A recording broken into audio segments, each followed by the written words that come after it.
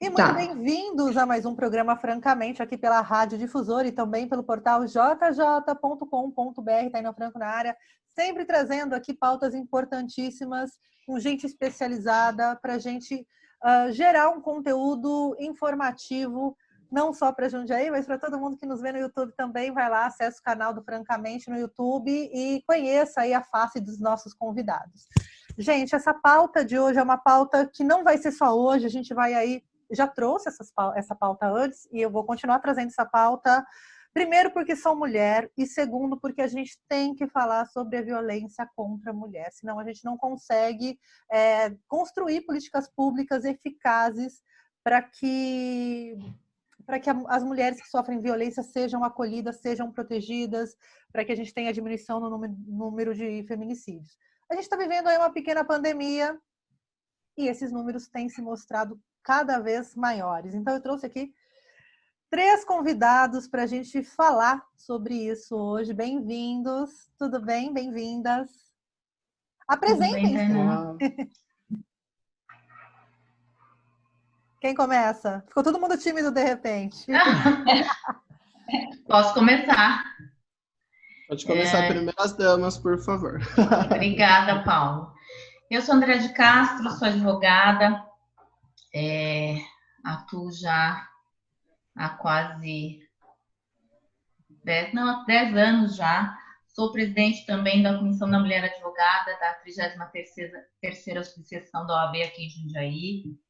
E hoje o nosso maior objetivo, não só da comissão, mas eu acredito que de toda a classe, é o cuidado com o combate à violência contra a mulher, o combate à violência de gênero, que infelizmente vem aí numa crescente muito grande e isso é preocupante demais.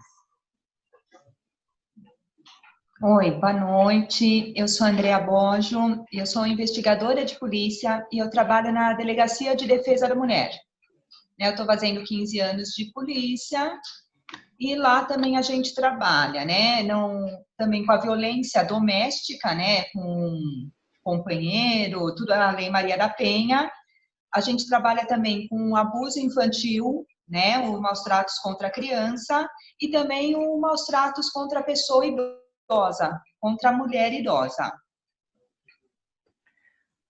Bom, olá, eu sou o Paulo Berchinski, estou no meu último ano de psicologia, mas eu estou aqui para falar em nome do Grupo Homens que Sentem, um grupo que a gente formou ano passado em Jundiaí, para fortalecer esse movimento contra o machismo, violência contra a mulher, levar essa pauta cada vez mais para ser discutida aí na sociedade, que é muito importante. Porque a gente não adianta as mulheres ficarem discutindo o feminismo, o lugar da mulher, a proteção à mulher, se os homens também não discutirem o lugar deles na sociedade e o lugar de posse, né? Porque, na verdade, ainda dentro do machismo se entende que mulher é uma propriedade, né? E isso causa aí inúmeros casos de violência, né? Eu queria que vocês falassem um pouquinho, a gente está vivendo aí um momento de isolamento físico e social, né? Eu sempre falo isolamento físico porque social a gente acaba fazendo aqui pelas redes, né? Mas muitas mulheres aí estão confinadas com seus agressores, né? Porque no dia a dia está todo mundo trabalhando, acaba passando, a violência às vezes é a violência verbal, a violência emocional. E num caso de confinamento, e num momento tão difícil como esse, né, sem esses horizontes aí, aumentaram o número de denúncias. O que, por um lado, é bom, as mulheres estão denunciando, mas, por outro lado, também, será que está crescendo essa violência? Como que vocês estão enxergando esse momento? Porque esses números da violência contra a mulher, eles são muito questionáveis ainda, né? Porque são poucas mulheres que denunciam, né? Não são todas que sofrem violência que denunciam. As mulheres estão ficando mais corajosas ou os homens estão ficando mais agressivos? Como vocês estão vendo esse momento? Olha, assim, em primeiro lugar, parabéns, né, pela iniciativa. Eu acho que é uma honra para mim estar participando aí com vocês desse grupo. E eu acho muito interessante, sabe, porque a gente precisa estar falando sobre esse assunto. Porque, querendo ou não, ainda existe muito preconceito sobre isso. Sim. Outro dia eu estava conversando até com um jornalista que ele estava me dizendo o seguinte: olha, Andrea, às vezes eu faço matérias, né, sobre violência doméstica e tem leitores, inclusive leitoras mulheres, que fazem comentários assim: ah, é fraca, não tem respeito próprio, não tem amor próprio, merece, né, gosta de apanhar, né? Mas por quê? A pessoa ela não consegue entender, né? Falta de informação, ela não consegue entender a dificuldade que a mulher tem para sair desse ciclo. Então, por isso que eu acho que a informação ainda é muito importante. Por mais que a gente veja, né? Porque hoje em dia, você liga a televisão de manhã, está passando violência doméstica. Você liga à noite, está passando violência doméstica. Então, por mais, né, que esse tema esteja tão em evidência, ainda existe muita falta de informação. Por isso, quanto mais a gente, né, falar sobre isso, mais vítimas acabam sendo alcançadas para ter informação tanto para quê? Para prevenção, como também para quebra desse ciclo. E realmente agora, né, na delegacia a gente vê que durante aí, esse isolamento social aumentou sim o número de denúncias. Quando você fala dos comentários, né, que acontece, eu cresci ouvindo que briga de marido e mulher ninguém mete a colher, que a mulher tem que ser forte, manter a família a qualquer custo, porque a família é o maior patrimônio, né? E às vezes ela está numa relação que não faz bem a ela, não faz bem aos filhos, uma relação que pode acabar aí com um feminicídio. A gente vê casos de companheiro que mata a mulher, que mata filho e depois se mata, enfim, são inúmeros aí os casos, né, que são o que chega até a mídia, né, já são muitos. Imagina os que acontecem e não são televisionados porque, de repente, são mulheres periféricas, de repente, enfim, ali por N questões, né. Esse momento aí em que a violência aumenta, que as denúncias aumentam, é um momento também de se falar sobre o machismo, né? Que a mulher está reproduzindo um comportamento machista e também para ensinar para aquela mulher que comentou, ela foi fraca, ela tem que aguentar em nome da família, que não é bem assim, né? Eu acho que esse raciocínio desculpa, quer Não, falar? Pode falar. Né? Então, essa questão é muito interessante, né? Porque nós somos culturalmente educadas para ter essa questão da mulher como submissa, né? Da mulher que cuida, como você mesmo falou, né, Tainá? Da mulher que tem que cuidar da casa, tem que cuidar dos filhos, o casamento é para sempre, e ela fica envolta nesse ciclo de violência, como a Andrea falou, e ela não consegue sair. Não é que ela não sai porque ela é fraca, não é que ela sai porque ela não sai porque realmente ela não tem, às vezes, condições emocionais de enxergar aquilo que ela está vivendo, que aquela situação para ela se tornou tão normal que ela não consegue enxergar o mal que aquilo faz para ela. Porque tem mulheres também que elas não se enxergam nessa situação de violência, porque as violências nem sempre são as físicas, né? Existem inúmeros tipos de violência que a mulher sofre, né? Exatamente. Então, às vezes, ela é tão humilhada e aquilo para ela ouvir esse xingamento todos os dias, para ela é uma coisa normal. Ela vai dizer, realmente, eu sou um lixo, eu sou incapaz, eu não sei, de repente, fazer um arroz, né? E ela não consegue enxergar. Então, eu acho que esse é o momento, o momento de fala hoje das mulheres tem sido muito importante. Eu aproveito para te parabenizar também por tratar essas pautas, agradeço pelo convite, porque é um momento de fala, é um momento que as mulheres precisam realmente expor e denunciar, em briga de marido e mulher, a gente mete a colher sim, a gente mete a colher, a gente mete o facão, né? A gente mete a panela, o que a gente liga precisa fazer, faz barulho, tudo que puder. faz barulho, mas a gente precisa desconstruir esse machismo que nós mulheres temos também. Sim, porque a gente reproduz esse comportamento machista, Sim. né? Apanhou porque deu motivo, porque colocou uma roupa, porque saiu na rua, porque voltou tarde, porque queimou o arroz, qualquer motivo acaba sendo justificável na cabeça aí do machismo, né? Uhum, é isso mesmo. É o que vai ser chamado na sociologia de naturalização dos comportamentos. Sim. E eu acho que tem várias... A gente está trazendo uma temática hoje do feminicídio, da agressão contra a mulher, mas a gente tem visto na sociedade, por exemplo, uma pauta, por exemplo, com o racismo. O que eu vejo foi exatamente o que a Andrea falou. As pessoas naturalizam as coisas, as pessoas aceitam esses comportamentos. Eu, como vizinho, aceito ouvir uma mulher, uma criança apanhando, sendo agredida, e eu naturalizo o comportamento falando, é normal, não é o meu problema. Se fosse o meu problema, eu ia interferir. Mas é um problema social, é um problema da sociedade. Eu acho que essas pautas de conscientização, tenho visto várias propagandas falando esse tema, que é muito bacana. Tem algumas empresas que é importante falar, por exemplo, a Magazine Luiza, que desenvolveu um botão lá no site de compras dele, se você necessitar, se você precisar de ajuda, são pautas muito importantes para trazer para a sociedade, porque foi o que a Andrea falou, quanto mais trazermos essas pautas, mostrarmos para a sociedade que isso não são comportamentos que devem ser naturalizados e sim combatidos, cada vez mais a gente vai aumentar esse número de denúncias, vai trazer mais essa pauta para ser discutida e assim ser combatida. Porque são dois momentos diferentes, né, que correm em paralelo. Um é a discussão do machismo e essa desconstrução do machismo na sociedade, o empoderamento feminino, e a outra é o Estado. Como que essa mulher é acolhida, né? Por exemplo, você vai lá no botão do Magazine Luiza, faz uma denúncia. E aí? Daí para frente acontece o quê? Para onde é encaminhado? Vão ligar para ela? Vai uma viatura na casa dela? Como se dá esse suporte, né? O que acontece, por exemplo, quando ela chega até a delegacia e faz a denúncia? Qual que é a rede de suporte? Porque sempre ouvi muito de amigas, de mulheres, enfim, que eu não denuncio porque depois ele vai ficar mais violento, ele vai ficar bravo, ele vai vir atrás de mim, ele não vai me deixar em paz. E isso sempre foi um grande empecilho para a mulher chegar até a DDM, criar essa coragem, tirando o enfrentamento da família, né? Porque a família sempre fala, não, segura mais um pouco, segura a onda, a sociedade, a igreja, enfim. Mas depois que ela chega na DDM, como que funciona esse acolhimento? Como que ela é recebida na hora de fazer essa denúncia?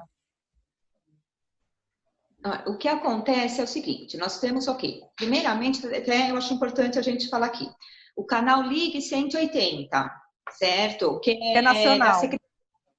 Isso, é da Secretaria de Direitos Humanos da Presidência da República, e é uma ligação anônima, certo? Então, o que acontece? Essa denúncia chega na delegacia, tá? Nós vamos até o local, nós conversamos com essa vítima, e aí a gente vê se ela está precisando de alguma coisa, se precisa registrar um boletim de ocorrência, quais são as necessidades, né, dessa pessoa. Tá? Outra coisa, essa vítima, nesse caso específico, a mulher, ela procura a delegacia. Primeiro passo é registrar o boletim de ocorrência, certo? Tem essa vítima que realmente que está correndo um risco de morte, né? Que está chegando a uma situação até de um feminicídio. Então, o que acontece? Em primeiro lugar, a gente pode oferecer a casa-abrigo, né? Aqui em Jundiaí, nós temos essa casa-abrigo. Então, essa mulher já vai direto para a casa-abrigo, onde é um lugar seguro, que ela não vai ter nenhum tipo de problema. Ninguém conhece esse local. E também a gente oferece a medida protetiva. É justamente essa situação, né, que a gente está comentando aqui. A mulher, ela tem medo. E se ele ficar mais violento? O que a gente vai fazer nessa situação? Não, a medida protetiva, quando ela é concedida, se ele chegar perto, ele é preso em flagrante. Tá? Então, ele não é só chegar perto, ele não pode ficar telefonando, ele não pode ficar mandando WhatsApp, ele não pode mandar e-mail. Isso é super importante falar, porque às vezes o cara não vai até a casa, ele fica no telefone, vai até o trabalho, né? Então é tão importante falar isso para as mulheres saberem que a medida protetiva não é só a distância física, não é só o corpo, né? Que existe ali qualquer contato. Qualquer contato, não só o físico. Super importante. Então, realmente não pode ficar mandando, telefonando, né? Porque isso, né? Porque a gente também tem que falar, eu acho que vocês comentaram até agora há pouco. A violência doméstica, gente, não é só, porque a pessoa acha que é só agressão física, né? E não é isso. Tem a moral, tem a psicológica, tem a sexual e a patrimonial também. Né? Então, de repente, ele não pode chegar perto de você, mas ele te liga o dia inteiro. Então, não, com a medida protetiva, ele não pode mais. Tá. E essa mulher, quando ela vai, faz a denúncia, identifica-se que ela precisa de uma proteção, que ela vai para essa casa, ela pode levar os filhos, porque também os filhos é uma outra questão, né? Com quem ficam os filhos? Não, pode sim, pode sim. Sim, abrange também os filhos, né? Porque realmente, como que ela iria para essa casa-abrigo e largaria os filhos com o agressor? Né? Não faria sentido. Então, pode levar os filhos também. Eu acho importante dar falar isso, né? Porque às vezes a gente acha que as pessoas têm informação, né? Têm acesso à internet. É fácil saber, tá na internet. E não é todo mundo que sabe procurar ou que consegue, né, chegar até a informação. Quanto mais informações as pessoas tiverem, é melhor. Sim, ótimo. E depois que ela é encaminhada, existe, se a mulher quiser separar, no caso de violência, ela consegue mais rápido o divórcio? Como que funciona juridicamente essa mulher que abriu, fez o boletim de ocorrência, ficou na casa, enfim? Quais são as medidas legais que ela pode tomar depois que ela teve a assistência aí, esse primeiro acolhimento? Sim, hoje em dia, pela seriedade do assunto, né, todas as instituições estão dando uma prioridade a isso, né? Então, estão facilitando. Então, por exemplo, essa vítima pode, inclusive, procurar a Defensoria Pública, onde também ela vai ser muito bem recebida, certo? Para tratar isso da separação, do divórcio, dos bens, né? Da divisão dos bens do casal, pensão, às vezes, para os filhos. Guarda de filhos também, né? Sim, exatamente. Eu pergunto... Então, como é um assunto que é tão em evidência, né? Sim. E é tão sério, então todos os órgãos estão dando uma atenção especial, sim. Eu pergunto como se comporta, porque tem que ser uma rede, né? Tem que ser um trabalho em rede, né? Para acolher essa mulher. Sim.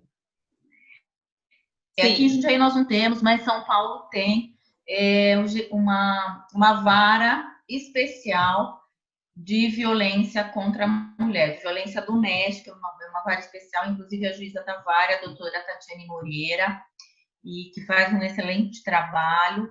Então, é uma vara direcionada onde os trâmites são realmente mais rápidos, né, mais sérios. Quando a gente tem, de repente, uma cidade maior que não tem, né, especializada, vamos dizer assim, um juizado especializado, vai tramitar, né, na vara comum, né, na justiça comum, mas foi como a Andrea falou, esses casos mais específicos e que demandam uma certa urgência, a Defensoria Pública faz um trabalho muito bom e, assim, pelo que eu sei, tem trabalhado em conjunto, não só aqui em Jundiaí, mas em outras cidades, em outros municípios, tem trabalhado em conjunto, não só com as DDMs, mas com outros grupos também, com outros centros de apoio. Então, os próprios, né, tirando um pouco a questão do poder público e indo para o setor privado, hoje existem várias redes que fazem, o Paulo falou da questão do app do Magazine Luiza, mas tem o app do RAP também, que você consegue fazer. Tem em São Paulo a Casa da Mulher Brasileira, que apoia mulheres, e você pode fazer a denúncia lá em São Paulo, na Casa da Mulher Brasileira, e eles encaminham. Tem todo o trabalho também psicológico por trás disso. Hoje temos também o Grupo Mulheres do Brasil, que tem um comitê especializado em violência doméstica. Aqui em Jundiaí nós temos vários grupos que estão trabalhando com isso, né? O próprio Promotoras Legais, né? Sim, eu acho Rede Valente, não só, né, também. Isso, então acho que isso tudo acaba fortalecendo, né, essas mulheres e acabam levando para o próprio poder público, acabam, vamos dizer assim, no direito a gente diz que o direito precisa ser cutucado, a justiça Sim. precisa ser cutucada. Tem que ser provocada, então, né? Tem que ser provocada. Então, assim, peraí, eu estou recebendo, né, defensoria, estou recebendo muita denúncia de determinado grupo ou de uma casa de assistência ou de uma ONG. Então, isso faz com que essas políticas comecem a ser pensadas de forma diferente. E paralela a essa rede que acolhe mulheres e as crianças, enfim, esse homem ele não pode ficar na sociedade sem nenhum tipo de apoio também, né? Sempre nas conversas sobre a violência contra a mulher, eu sempre me perguntei, tá, a mulher vai, se protege, toma as providências, e esse homem? Ele pode se casar de novo, ter um novo relacionamento e reproduzir o mesmo comportamento? Como que a sociedade olha para esse homem, né? Ele é obrigado a participar de um grupo de apoio, né? Judicialmente obrigado, porque também não adianta a gente cuidar da mulher e não ir lá na causa dessa violência, né? E não olhar para a causa dessa violência. Sim. Porque só prender, gente, não adianta. Não. Né? Ele Você precisa ser tratado também. E aí, né? É como você está falando. Não adianta, porque ele vai repetir, né? Mesmo que termine o casamento dele, ele vai repetir esse ciclo de violência com a nova companheira. Né? Então, é importante, realmente, o apoio, esse tratamento psicológico com esse homem. E também, gente, é muito importante, né, o tratamento psicológico, esse acompanhamento psicológico com as vítimas, né? Porque às vezes, no começo a gente comentou que às vezes a vítima ela não se dá conta que ela está passando por uma situação de violência doméstica. Ela própria não percebe. E por um outro lado, tem aquela que percebe, né, aquela vítima, que ela já fez vários boletins de ocorrência, ela já foi para casa-abrigo, ela já teve medida protetiva e ela acaba voltando. Mas por que ela volta? Né? Por isso, o que ela pensa? Eu quero lutar pela minha família. Né? Coisa que a maioria da sociedade muitas vezes acaba pensando como ela. Mas o que ela não está entendendo, que ela vai preservar muito mais a família dela afastada desse agressor do que junto dele. Porque o que ela está passando para os filhos? Os filhos estão crescendo em que tipo de ambiente? Né? Um ambiente de insegurança, de medo, de violência. E, infelizmente, existe ainda a possibilidade de, no futuro, essas crianças, né, ou serem os futuros agressores, ou serem as futuras vítimas desses agressores, né? Porque a gente acaba entendendo que amor tem que doer, porque ciúmes é sinal de carinho e cuidado. E a gente aprende com os sinais errados, né? Existe aí... as mulheres, eu acho que tem mais dificuldade de se desconstruir, de entender que está nessa relação, que aquele amor não precisa doer, que o cara, para ser protetor, ele não precisa ser agressivo, né? E essa conversa também cabe aos homens, né? De sentar e bater no coleguinha ali e falar, vem cá, não é legal você mandar aquele nude da sua ex ou da menina, não é, né? Não é legal você... Sim. Os homens precisam ter essa conversa, né? Chega dos homens um passar o pano para o outro. Ah, não, ela era louca mesmo, a culpa era dela, né? Eu acho que essa daí... Desculpa. Não, é que só trazendo um pouco desse lado que vocês falaram, principalmente de como ter uma conversa com o homem. Obviamente, quando tem um grupo, por exemplo, igual o nosso, homens que sentem, as pessoas perguntam, mas e caso chegue um agressor lá para participar do grupo? A ideia é a gente ser receptivo exatamente. Existem os dois casos que a Andrea falou, existe o agressor e existe o agredido. Numa questão social, numa questão psicológica, os dois lados têm que ser discutidos. E é exatamente o que a Tainá falou. A ideologia do grupo é trazer principalmente essas pessoas para parar com essa questão de passar o pano. Essa semana em Jundiaí foi noticiado no Twitter a tal lista que saiu de alguns agressores, e aí gerou uma discussão, alguns sendo contra, alguns sendo a favor. E essa questão que a Tainá trouxe é uma questão que eu trouxe, que eu levei para o grupo Homens que Sentem. Eu não gostei de ver o meu amigo lá. É a questão de passar o pano, porque quando o homem está numa roda, quando ele expõe uma mulher, também é uma exposição social. Então a gente tem que conversar sobre essa questão de falar, cara, tá errado. Se você agrediu, tem o direito de se defender, você tem o direito de se defender.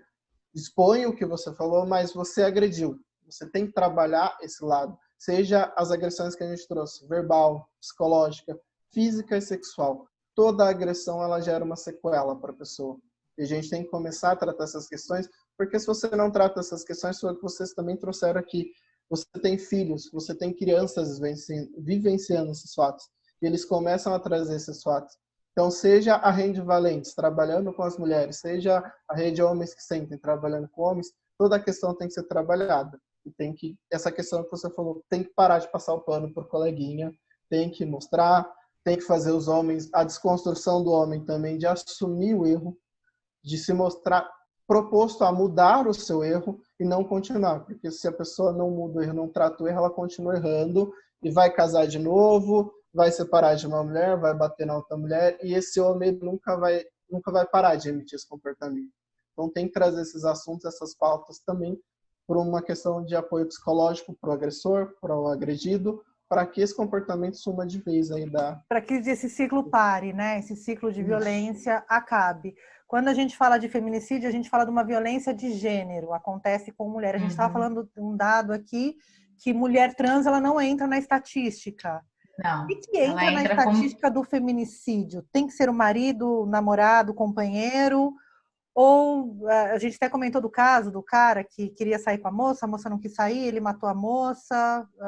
Isso entra na estatística. O que entra na estatística do feminicídio hoje? Quem fala? O que é considerado feminicídio hoje? A mulher trans não entra. O feminicídio é só quando o assassino, né? É o companheiro? É o namorado? Ou qualquer homem contra qualquer mulher? Não é qualquer homem. O que acontece? Por exemplo, a vítima mulher, ela pode ser vítima de um latrocínio praticado por um homem. Que é o roubo então, seguido de morte. Isso, desculpa, um roubo seguido de morte, exatamente. Né? Que não tem nada a ver com feminicídio, embora a vítima seja uma mulher e o autor seja um homem, isso não é feminicídio. Tá. Então, precisa ter essa relação de ela é a mulher e né, que nem essa situação. Que nós tivemos até recentemente aqui em Jundiaí, infelizmente, no posto de saúde. Sim. Né? Então, o que foi? Eles tiveram um envolvimento, ela terminou, ela não quis mais, ele não aceitou o término desse relacionamento e, infelizmente, a matou. Né? Então, não é qualquer crime que um homem pratica contra a mulher que se enquadra no feminicídio. Tá, é para a gente deixar claro, né? Porque quando a gente olha a internet e está cheio de especialistas no assunto, só que não. Sim. Então, como eu estou com especialistas aqui, eu queria muito deixar muito claro aí para a audiência, né? Como se configura o homicídio e quando ele é considerado, quando ele entra para a estatística do feminicídio. Por isso que eu perguntei. E dentro dessa estatística existe um recorte racial, né? Existe um recorte racial ali nos números. Mulheres negras são mais vítimas do que mulheres brancas, é isso? Sim, existe sim. Eu só vou retomar um pouquinho essa questão que você falou dos homens que precisam ser tratados. Aqui em Jundiaí existe um projeto que trata de homens agressores que estão presos no CDP aqui em Jundiaí. É um trabalho que é feito por um grupo da prefeitura. E existe também, eu tenho 2 colegas em Florianópolis que tratam desses homens agressores. E até eu fiz uma live há uns 15 dias atrás, em que a pesquisa era com esses homens agressores, um é feminicídio, e ele disse em entrevista para essa pesquisadora. Ela perguntou se ele se casaria de novo e se ele faria de novo. Ele falou sim, ele se casaria de novo, mas que ele tinha que casar com uma mulher que não fosse do mundo. Né? Que a mulher dele ia ter que ser evangélica, porque não poderia ser uma mulher do mundo, porque se ela fosse uma mulher do mundo, ela iria trair ele novamente e ele ia matá-la. Então, é um trabalho que precisa ser feito também, né, com esses agressores. É um trabalho que é um acolhimento psicológico, né, também, que é importante fazer. E voltando à questão das mulheres negras, infelizmente, isso entra, a gente tem, principalmente nas periferias, né, casos que às vezes não chegam, a Andréia pode falar melhor sobre isso, que às vezes não nem ser noticiadas, essas mortes, elas acabam nem sendo noticiadas como crime de feminicídio. Acho que a Andréia consegue, estatisticamente, né, tendo vista a questão da delegacia da mulher, de estar mais presente, ela consiga falar sobre isso. O que na verdade acontece, a violência doméstica, gente, ela acontece em todas as categorias da sociedade, né? Então, como a gente até estava falando anteriormente, às vezes tem mulheres que estão passando pelo ciclo de violência e ela acha que não está acontecendo com ela. Ela acha o quê? Que só acontece realmente na periferia, só acontece quem não tem tanto estudo. Então, ela mesma acaba não se dando conta que ela está passando, né, por violência doméstica. E não existe em todos os ramos, né, da sociedade. Mas, realmente, existe sim, né, na classe um pouquinho mais baixa, mais sem instrução, né, mulheres negras, realmente há uma maior influência, né, com essas pessoas. É que é um fator econômico também, né? As mulheres periféricas, elas têm mais dificuldades até de autonomia econômica para poder sair desse estado de violência, né? Sim. Essa questão que vocês trazem da autonomia é muito legal, e por que quando a Andréia traz, precisa fazer um trabalho de conscientização com essas mulheres, exatamente o que vocês falaram. Às vezes ela está presa num relacionamento abusivo, um relacionamento agressivo para ela, mas ela não tem o conhecimento de alternativas para sair dali. Então ela acaba aceitando, que é o que a gente falou no começo aqui, da naturalização do comportamento. Um trabalho de conscientização também é super interessante para mostrar para essas mulheres que, olha, não é porque você está na periferia, não é porque você não trabalha, você não pode sair dessa situação que você está. Porque não é só a conscientização também, é ter políticas públicas que ajudem aquela mulher a ter condições de sair, né? Não adianta só você falar, seja consciente. Às vezes a mulher, tá, agora eu tô consciente, agora que eu faço. Mas tá, como eu continuo, né? Que é super importante e saber. Em contrapartida, tem a questão, né? A mulher da periferia, ela não tem para onde ir, ela não sabe o que fazer. Muitas vezes ela não enxerga. Só que assim, quando você vai para uma classe um pouco mais alta, ela não denuncia por quê? Porque ela tem vergonha. Nossa, todo mundo, né? Vamos falar de Jundiaí, né? Vamos usar Jundiaí como exemplo. Nossa, como é que eu vou no clube que todo mundo me conhece? Que geralmente cidade de interior tem essa questão de clube. Como é que eu vou no clube onde todo mundo me conhece e eu denunciei o meu marido ou meu namorado ou meu noivo porque ele me bateu?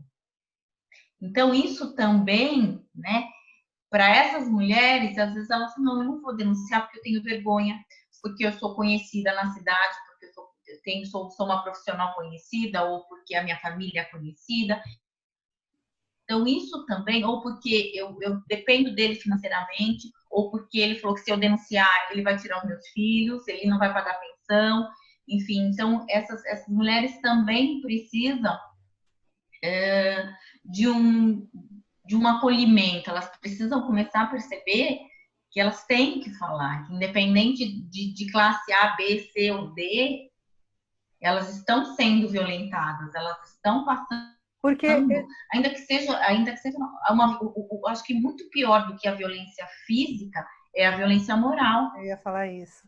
Porque daí Muito a pior. mulher ela é desacreditada pela sociedade, jura que ele fez isso, nossa, mas ele não tem cara de agressor? Não, jamais Então, imaginei. A mulher sempre é aí é que questionada tá. também, né? Porque o agressor é bom pai, ele é trabalhador, né? E eu sempre conto essa história, que inclusive eu ouvi essa história da doutora Tatiane, juíza lá em São Paulo, que era uma vítima, e assim, ela sofria assim, espancamentos absurdos.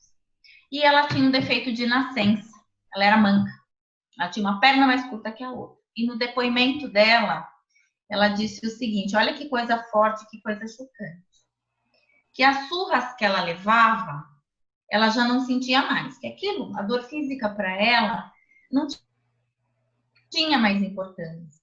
Mas o que feria ela era ela ouvir ele chamá-la de manca. Então, a ofensa para ela, moral, né? Olha o estigma que essa pessoa viveu, essa mulher viveu a vida toda desde criança por ter uma perna mais curta.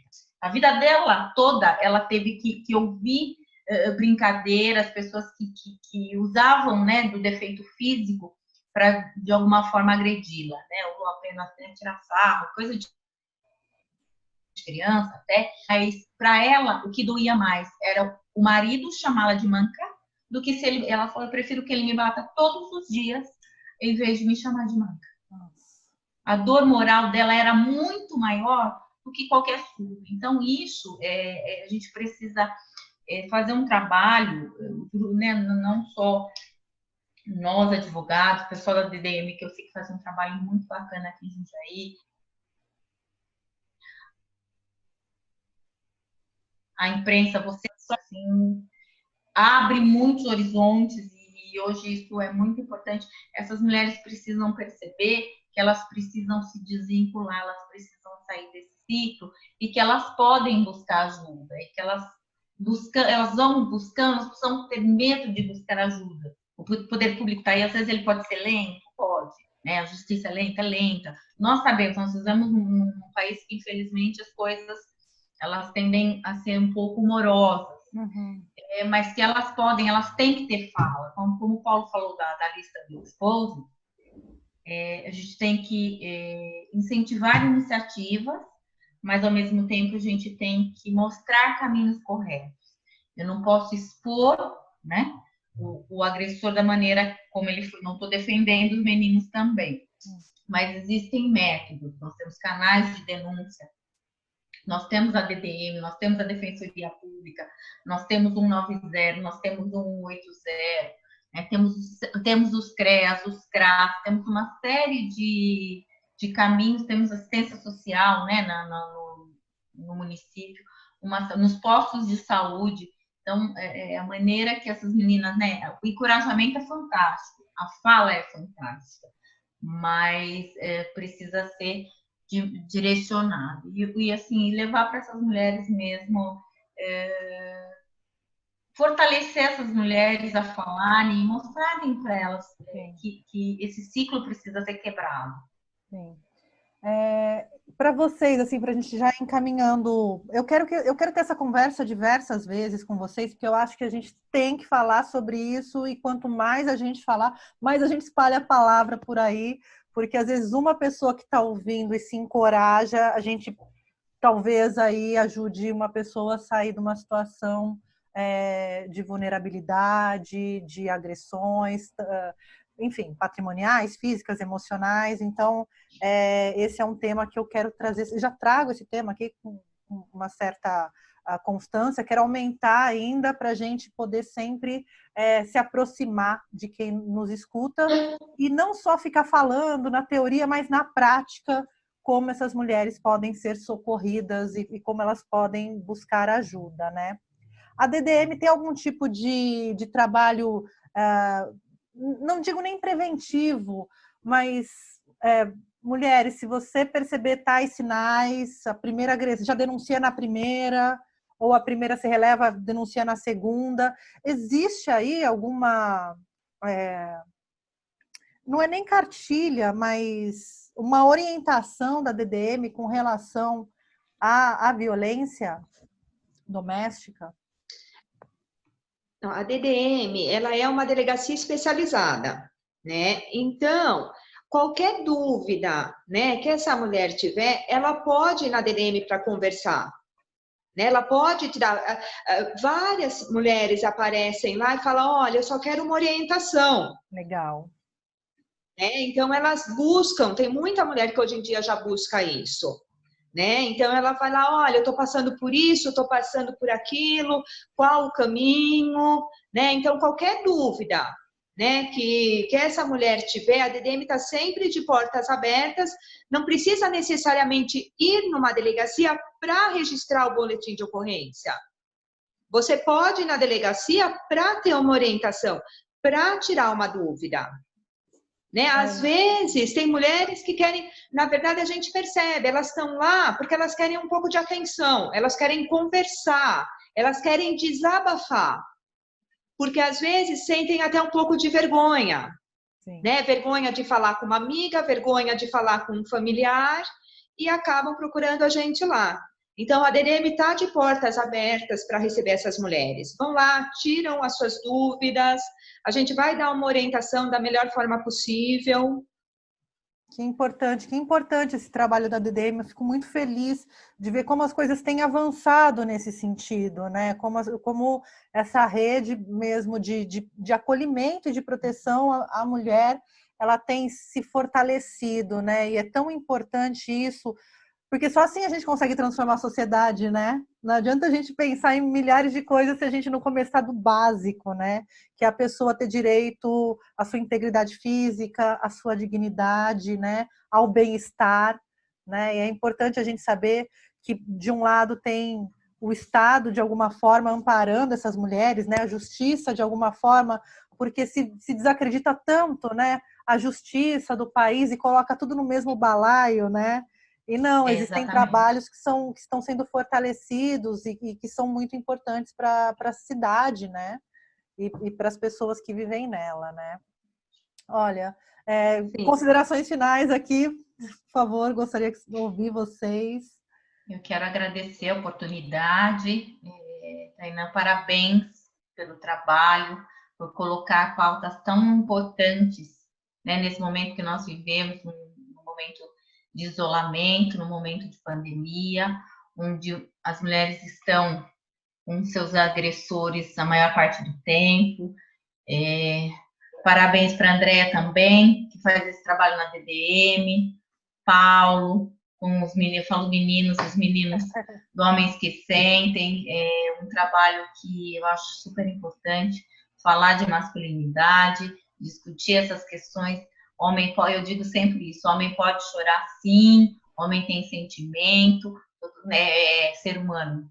Então, assim, muito obrigada para todas as mulheres, né? Eu acho que é um momento de reflexão. Eu acho que esse período dessa pandemia veio para que a gente pudesse refletir sobre uma série de coisas, é um período de mudanças, e que todas nós possamos sair melhores de tudo isso.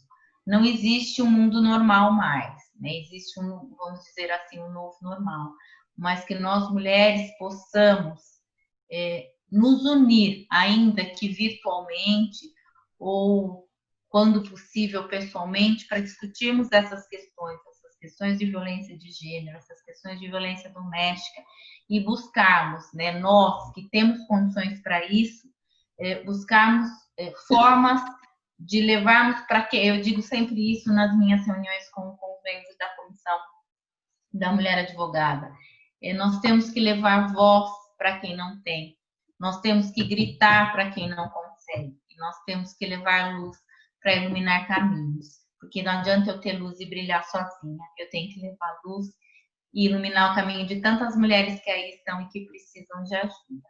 Muito obrigada, vou me despedir, eu vou entrar numa reunião agora também, que agora eu vou falar sobre a verdade sobre a escravidão negra no Brasil. Olha, obrigada, Tainã. Depois quero vocês todos lá na rádio, lá no estúdio, quando passar esse momento, já fica o convite. Obrigada. Com certeza, estou à disposição. Obrigada. Boa noite. Boa noite. Boa noite. Tão importante, né, a gente sempre mostrar para as pessoas aí que existe espaço para conversa e que sim, a sociedade está mudando, né? A gente tem que, como ela falou, né, usar o nosso espaço de privilégio para, de repente, iluminar caminhos de mulheres não tão privilegiadas aí, mas a gente tem que se unir, né? Eu agradeço a Tainã pelo espaço, agradeço a Andrea, que não é a primeira vez que a gente bate esse papo com o pessoal da DDM. Não será a última, já vou avisando. Abrir esse espaço para a gente estar mostrando um projeto que a gente está fazendo, para a gente, enquanto homem, aprender cada vez mais com vocês, mulheres.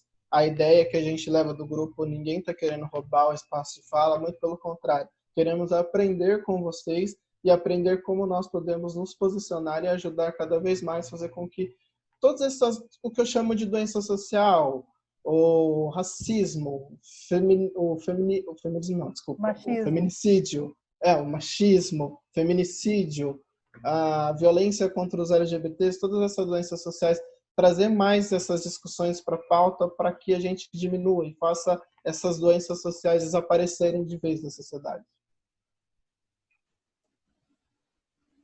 Andréa, super obrigada, viu? Olha, eu que agradeço. Para mim foi uma honra estar com vocês, com esse grupo, né, com profissionais tão valorosos e sempre fazendo um trabalho humanizado, né? Isso também que é importante. Não, né? Nós lidamos com vidas, com pessoas. Então não é só o profissional, né? Você também mostra o seu lado humano. Às vezes, um telefonema para alguém pode fazer a diferença para uma pessoa que você está atendendo, né? Isso é bem bacana. Então, eu que agradeço, parabéns aí pela iniciativa. Para finalizar, eu acabei vendo esses dias uma ilustração, uma foto, que eu achei muito interessante, né? Dessa violência moral. Era um homem, ele estava com a boca aberta e de dentro da boca dele saiu um soco em direção à mulher. Né? Eu achei bem interessante essa foto, como ela é real, como ela é verdadeira e como ela é forte. Né? Como a gente estava falando, né? Ela sentia essa vítima, ela sentia mais dor pelas ofensas do que realmente pela agressão física. Então, isso realmente é muito forte, né? Então, eu agradeço, queria deixar um recadinho aí para as vítimas, pela mulher que está passando por esse ciclo de violência, que nesse momento aí de pandemia você pode estar isolada, mas não significa que você está sozinha. Denuncie sim, vá atrás dos seus direitos, né? Resgata a sua vida, porque você não merece viver de qualquer forma. Você merece ter uma vida digna, íntegra. E obrigada por tudo. E até a próxima. Já sei que vai ter a próxima. Vai ter próxima. Vocês não vão se livrar de mim, já estou avisando. Obrigada, gente. Obrigada a todos pela oportunidade. Foi muito bacana. Foi ótimo, gente. Obrigada. Beijo. Até a próxima. Beijo. Até a próxima, Até a próxima. Um beijo. Ficam com Deus. Você também.